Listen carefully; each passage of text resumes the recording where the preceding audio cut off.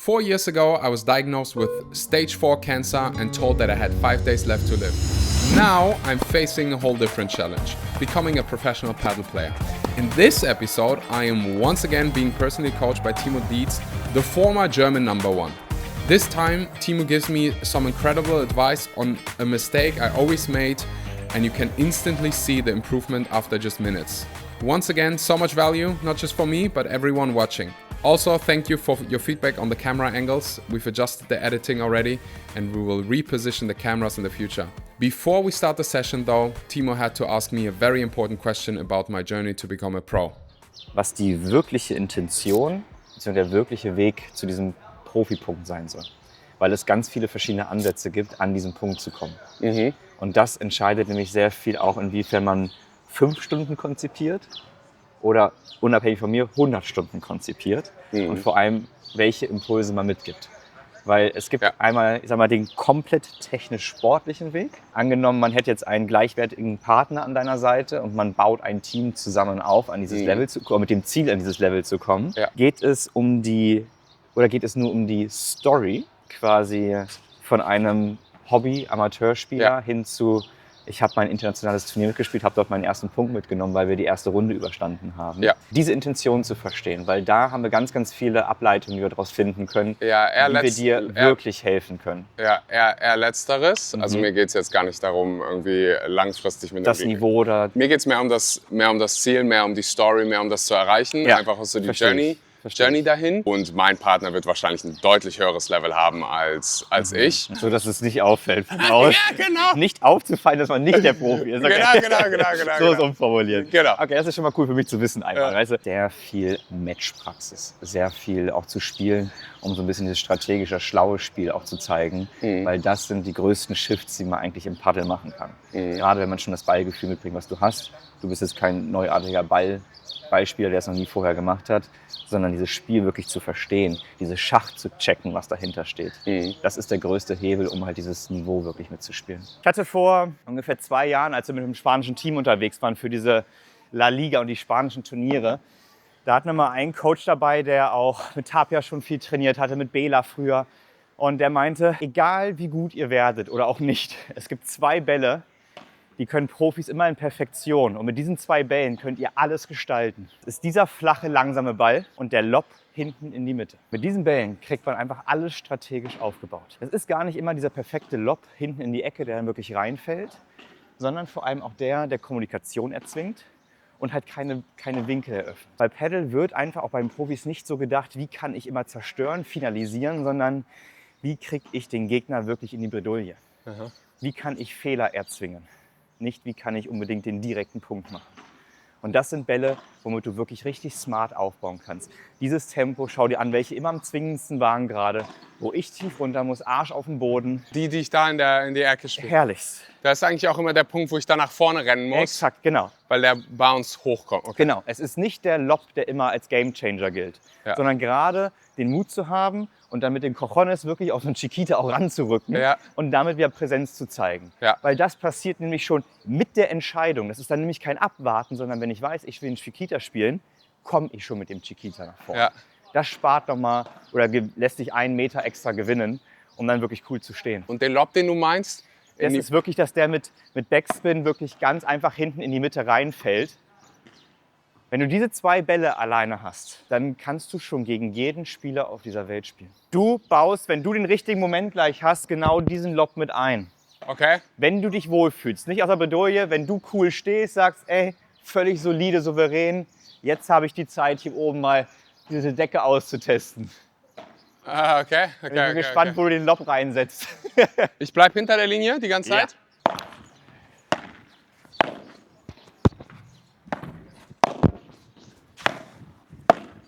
Ja.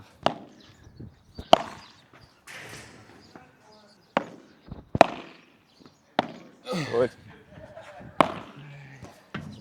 Oh. Dann komm. Halt den flach, dass du mich zwingst. Flacher. Noch flacher. Ja, da darf er hin. Gut. Weil erst wenn du mich zwingst, den Ball heben zu müssen, dann wird es interessant, danach den Lob spielen zu können. Ja. Bis nach hinten ran mit dir. Ja, ja, ja. Gut.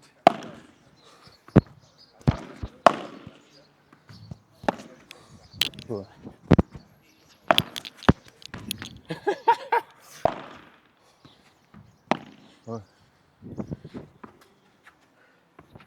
Das war ein ordentlicher Lob. Gut, genau. Halt ihn flach, halt ihn flach. Das ist gut, das ist gut. Stark. Unabhängig davon, dass du den richtig geil platziert hast, warst du da richtig am Ackern gerade. Bei diesen Bällen nicht unbedingt anfangen, plötzlich einen Lob spielen zu wollen. Das sind genau die, die dann irgendwie nur eine halbe Höhe erreichen, sondern da musst du einfach intensiv bleiben und wirklich flach, flach, flach, flach, flach, ruhig, geiler Ball. Du hast einen großen Hebel bei dir, um noch mehr Wohlbefinden in der Verteidigung zu erreichen. Da, wo du dich entscheidest, dass du auf jeden Fall mit Bande spielst, den Schläger wirklich komplett offen schon zu haben.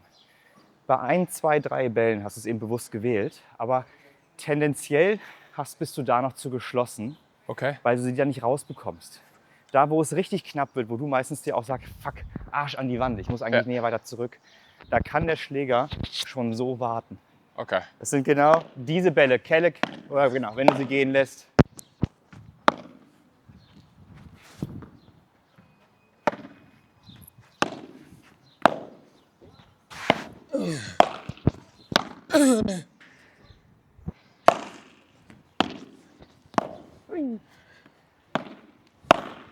Offen.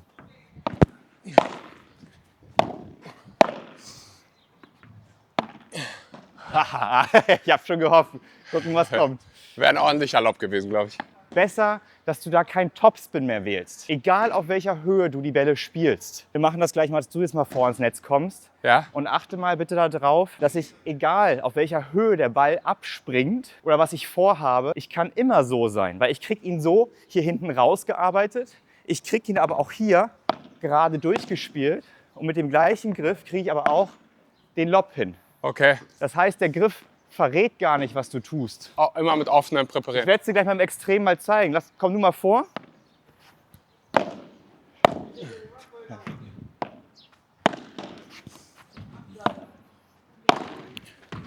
Hep. Guck, ich bin schon wieder offen. Hep. Ist schon offen. Offen.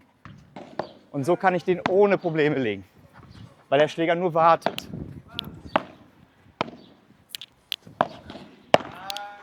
Axelito! Manchmal will ich zu brasilianisch machen.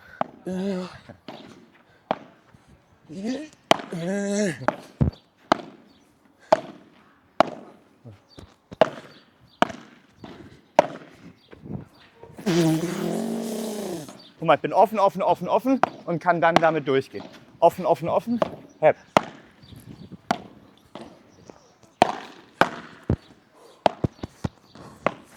Aua!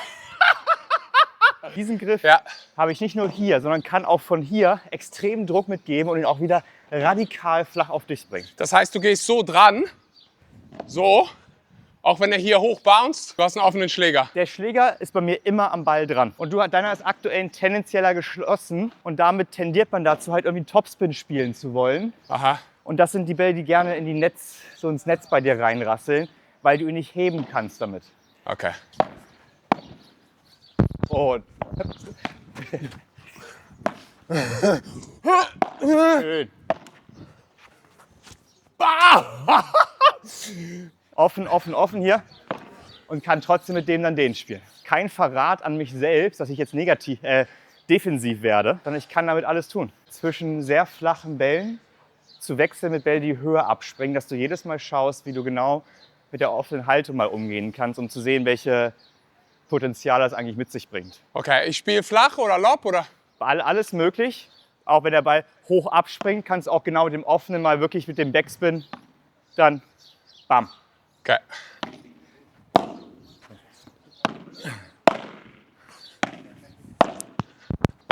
Gut. Schön. Offen, offen, offen, offen. Gut. Offen, offen, offen, offen. Offen. Offen. Gut.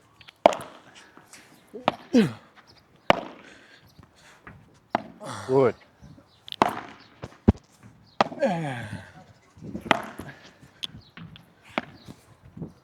Offen.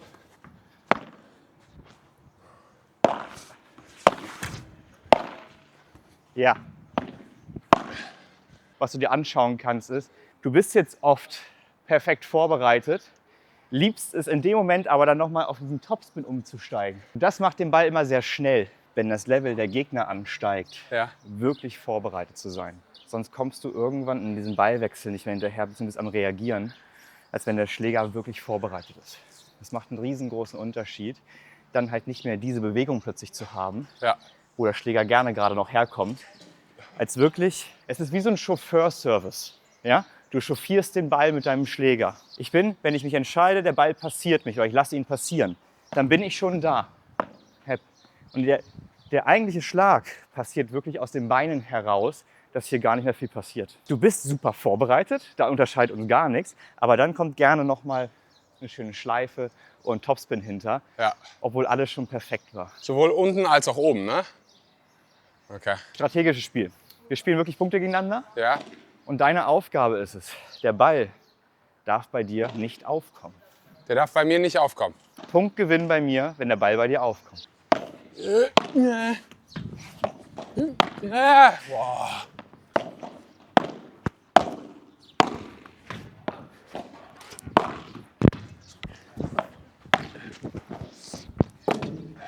Sehr gut. Hey.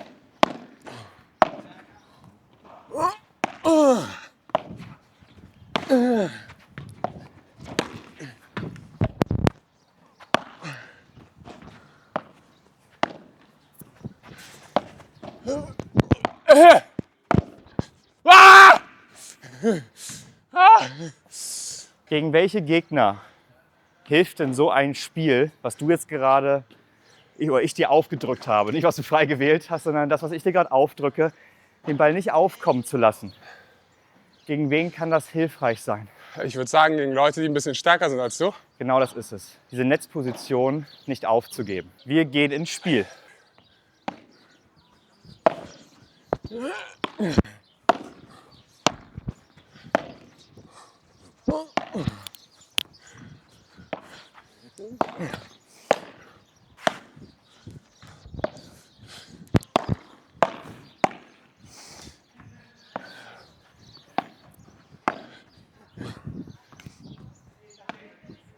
Oh.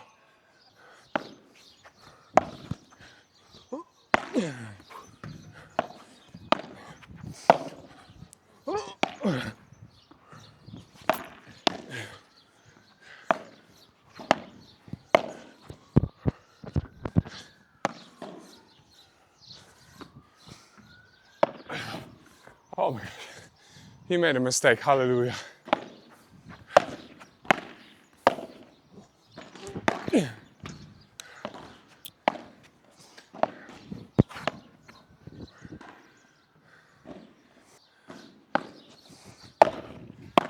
Ah, Axel.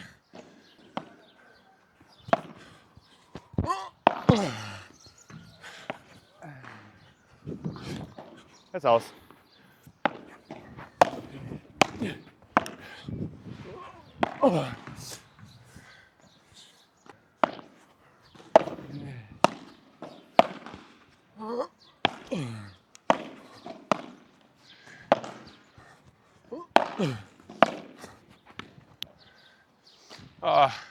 Die ersten 5 Punkte waren wirklich saustark gespielt. Ja. Am Ende war jetzt einfach ein bisschen Ermüdung während der Ballwechsel. Merkt man an der Körpersprache. Aber was ich einfach nur gerne beobachte, ist die Denkweise, die ganz unbewusst während des Ballwechsels passiert.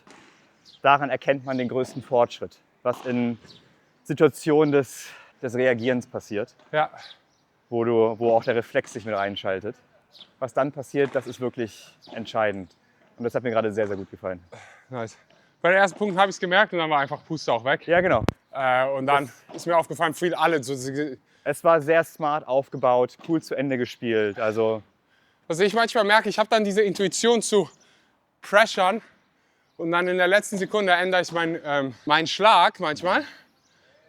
Ich will mal ausprobieren, wie es ist, zu committen, wenn ich das Gefühl habe, ich kann committen. Pressure bedeutet ja auch nicht, dass worüber wir reden, heißt ja nicht, dass du deinen Pressure, deinen Druck auf den Gegner reduzierst, sondern den Druck nur anders kanalisierst. Ja. Dass Pressure strategisches Mittel ist, aber nicht immer die Geschwindigkeit. Okay. Aber du trotzdem halt diesen Impuls, diesem Momentum irgendwo folgen darfst.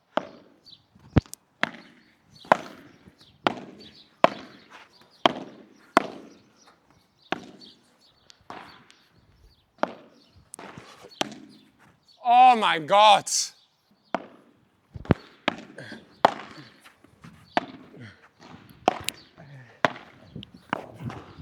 Ah, richtig gut, Timo. Mann. Ah.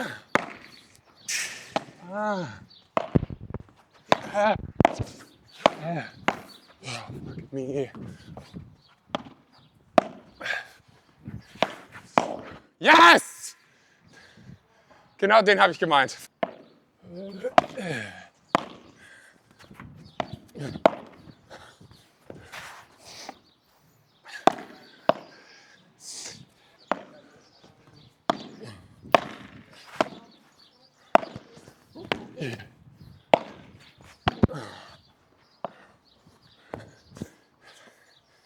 I'm definitely getting my steps in, I can tell you.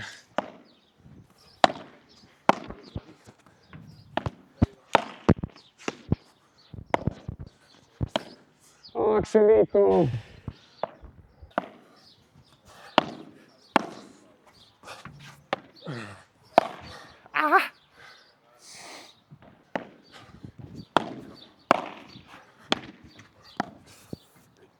Hijo de fruta. Fruta, mamma mia.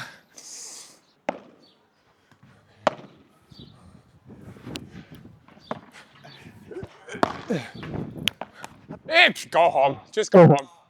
Go home. Aber wird besser, oder? Wie gesagt, es war eben genauso gemeint. Das war sehr, sehr schlau aufgebaut. Und es ist nicht so, dass ich jetzt gerade meine Prozent am Einsparen bin, wenn du dich wirklich in diese Ballwechsel reinfightest. Das ist wirklich ein gutes Spiel. Mega. Wenn du jetzt auch wirklich in der Verteidigung noch diesen Wechsel noch schaffst, da werden wir jetzt jedes Mal darauf achten, dann ist das wirklich nochmal ein Level up für dich. Weil das wird dir auch eine Komfortabilität hinten schenken, dass die Ruhe beibehalten werden kann. Weil die höchste Kunst ist, das Nervensystem nicht ausrasten zu lassen, während es hinten stressig wird. Das bringt dir die wirkliche Ruhe, um dann aufbauen zu können. Mega, dankeschön. Boah. That was it for this episode. Thank you so much for watching. In the next episode, my coach Timo and I will be joined by Alex, who is a professional tennis coach and has the craziest smashes you have ever seen. See you in the next one.